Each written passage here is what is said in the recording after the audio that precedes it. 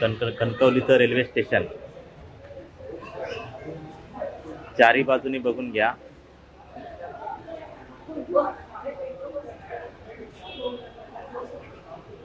निव्वळ विकास न होता विकासाला एक सौंदर्याची दृष्टी असावी आणि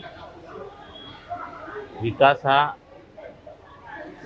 आनंददायक असावा, आपल्या मनामध्ये एक आत्मविश्वासाची उभारी आणणारा असावा। त्याचं उत्कृष्ट उदाहरण म्हणजे सिंधुदुर्ग जिल्ह्याचे पालकमंत्री माननीय रवींद्रजी चव्हाण यांच्या नेतृत्वाखाली साकार झालेलं कणकवलीचा रेल्वे स्टेशनचं हे नवीन रूप।